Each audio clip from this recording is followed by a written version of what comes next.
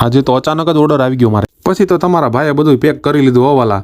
અને જોઈ લો તમે, સામાન કમ્પ્લીટ પેક થઈ ગયો ને હવે આવી ગયા કાંદા. તો આપણે એને કટિંગ કરી નાખ્યા અને પછી સાઈડમાં મૂકી દીધા લીંબુ અને સેવ અને કાંદાય કટિંગ થઈ ગયા અને ડીશુય આવી ગઈ. ને પછી તો ઓલા સામેવાળા પાર્ટીની 4 વ્હીલ આવી ગઈ. તો આપણે એમાંય સામાન બધો મૂકી દીધો ને પાછો ઉતારી દીધો. જોઈ લો આ બધો સામાન છે આપણો. તો બધાને મારા જય માતાજી અને જય શ્રી કૃષ્ણ. મારા નવા વ્લોગમાં તમારું સ્વાગત છે. અને આપણે હાથમાં મોજા પહેરી લેવાના છે ને પછી બનાવવા માંડવાની છે ભેળ. પછી તો હું આપણે પનોઠી વાળીને બે ગયા હતા ને બે માંડ્યા હતા બધું સામાન ઠલવાનું. હાલા સામેવાળી પાર્ટીવાળા તો બધા જોતા રહી ગયા કે આ ભાઈનું કામ એક નંબર હોય કે. પછી તો આપણે આપણી ધૂનમાં માંડ્યા હતા ભેળ બનાવવાનું. બધું કમ્પ્લીટ વસ્તુ થઈ ગઈ ને લીંબુ બીંબુ નાખી દીધું અને નાખવા દેવાની હતી મીઠી ચટણી. તો આપણે એ નાખી દીધી, જોઈ લો તમે.